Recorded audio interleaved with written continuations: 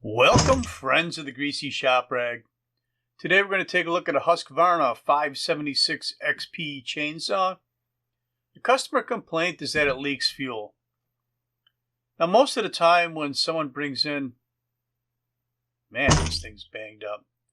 Most of the times when someone brings in a chainsaw that they complain about a fuel leak, I'll find a broken hose, cracked hose, maybe a hose that came off, or a primer bulb problem. This saw is going to be a little different. So we're going to go through the normal steps, but OMG, look inside this air box. The filter was loose, and yeah, it sucked in a lot of dirt. It's got to make the I was going to say top 10, but it might make the top 5 lists of dirty intakes that I've found. Problem is, this guy, he wants to buy a new saw, but he needs to complete this job in order to make enough money to buy a new saw. I get it, not everybody's got a lot of extra money laying around for $1,000 chainsaws. So he asked me to get this thing going enough for him to complete this job that he's committed to. Oh, and we're going to see if we can do that for him. So he talked about a fuel leak. We're going to pressure test the fuel line. And I'm expecting to find this not to hold pressure, but the fact is it does hold pressure. So his fuel leak is not the fuel line. A lot of times where that line passes out of the tank and up toward the carburetor, it's cracked or not sealing well or something like that. So let's put some fuel in here and see what we got. Maybe it is leaking around the hose where it passes through the tank. Cripes! Well, it's definitely leaking.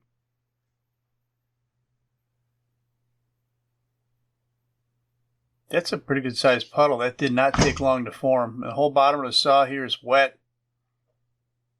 So is it coming out around the fuel line? Or is there a big crack in the tank? Or what do we got going on here? Alright, let me show you what I found.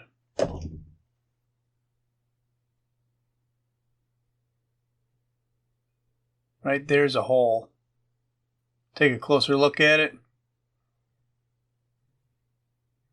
Yeah, that's a pretty good sized hole. I think there's supposed to be a rubber guard on the back of that clutch cover that keeps debris from hitting the tank. And that guard's missing. We have a donor saw with a used tank that we're going to put on here for him.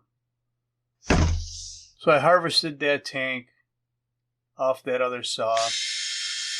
I didn't show you the steps on how I did that because it's going to be the same as the steps on how I do this one.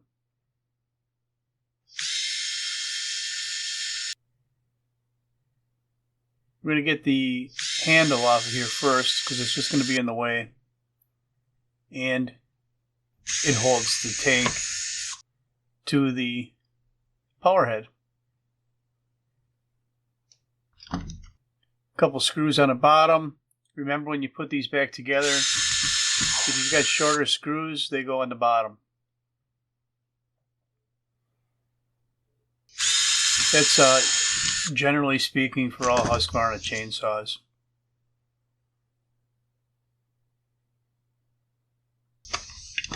Okay, there's our handle.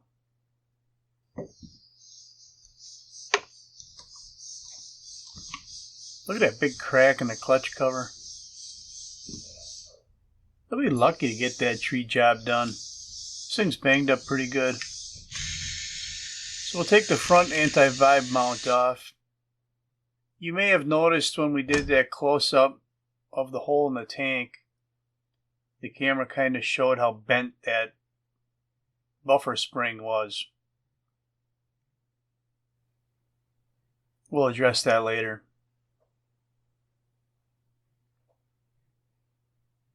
Alright, we're going to remove a vent line and a fuel line from the carburetor. There's our throttle cable.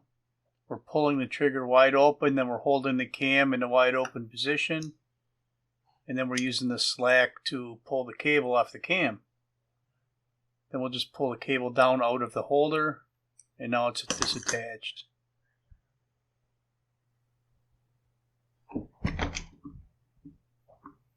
So there's nothing really holding the tank on right now. It should come off of here. But you know, I don't remember every single model, how they're attached. There's some that have locating pins and rubber buffers. And I just don't remember on the 576 what we got going on. So we're going to get this clutch cover out of the way. Take a closer look.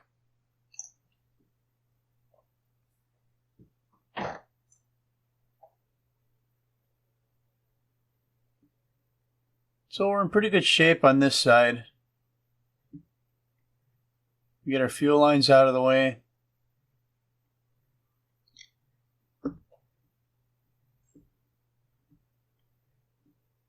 I should be able to just pop that right out of there right now. So there's a locating position on the tank right there. I still don't remember if it has a solid pin or a rubber buffer. I'm about to find out.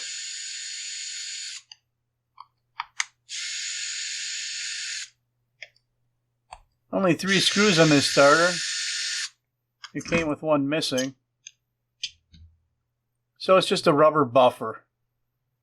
So now that I see that, you just pop that right out of there. Got to twist it a little bit to get that front anti-vibe spring out of the way. And there's our tank. And our jacked up front spring. And our hole. Right there.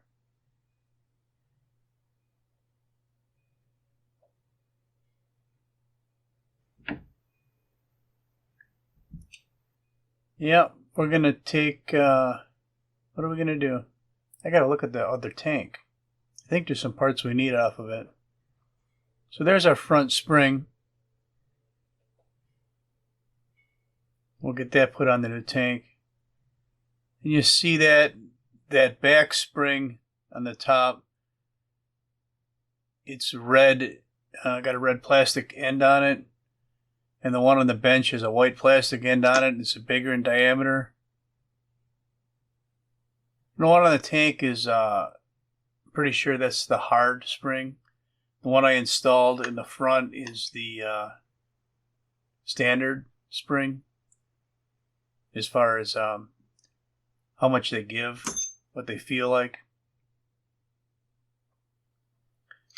We're just happy to have a spring on it so this guy can get this last job done, right?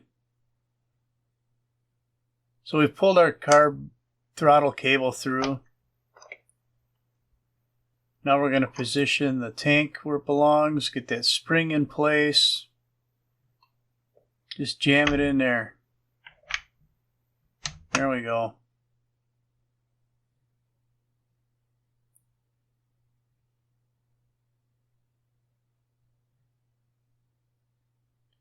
A couple different sizes we're working with here.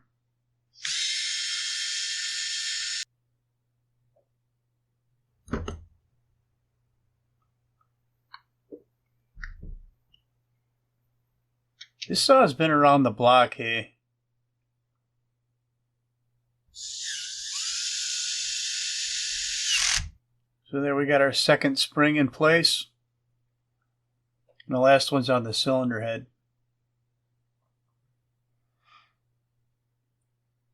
Throttle cable. So at this point, you know, I'm kind of like, yeah, let's get this tank on there. I forgot that I'm going to be removing that air box and cleaning that out. So I went and put this together. And here's where I just realized it. I guess it's okay to have the throttle cable on there, but that air box is going to come off and we got to clean that up. I can't send it out like that. You know, this the saw wasn't showing much more than heavy wear in the cylinder. There wasn't any scoring going on. But I can tell you that this saw did come back later in the summer, and he ended up using it on a couple jobs. But it was scored when it came back. So, you know, in his eyes, he paid for this repair and a used tank, and he got a few more jobs out of it, and he was happy about it. And then he bought a new... Actually, he didn't buy a new one. He bought a used 572 that we had.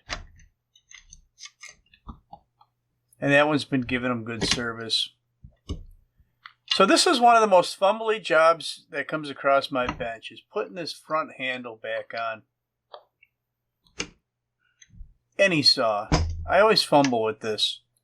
Especially these metal ones where they don't really kind of snap into place like some of the plastic ones do. If a guy had 3 hands, you know, this would be a pretty easy job.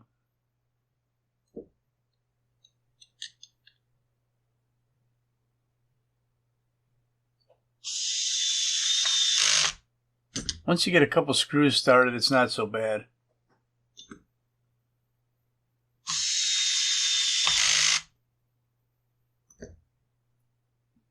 You got to find the screws on the bench first.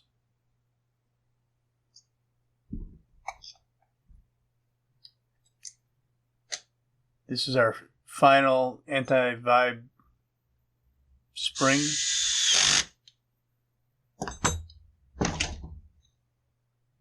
And a couple screws in the bottom of the handle.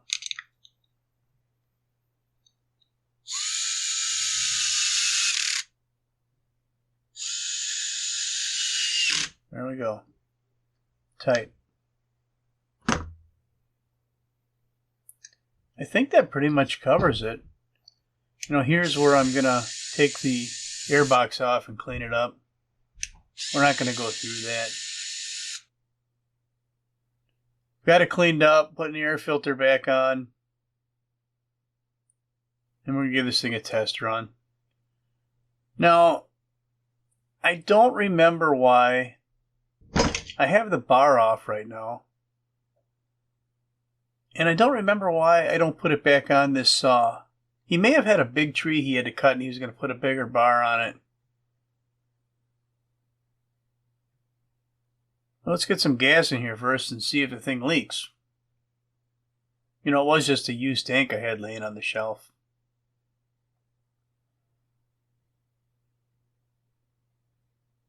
I don't see anything dripping. We're going to put the clutch cover back on and run it like that. Not that that jacked up clutch cover is going to save anybody from an exploding clutch, but whatever. So that's all I'm going to have for you on the Husqvarna 576XP fuel tank replacement. Thanks for watching. Later.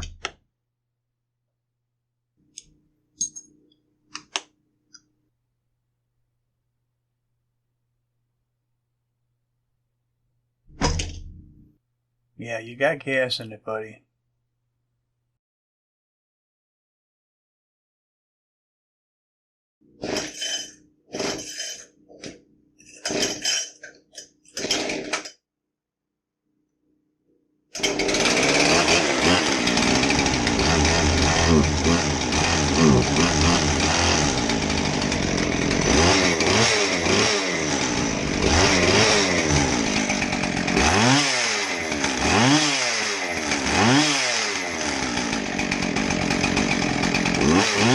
Mm-hmm.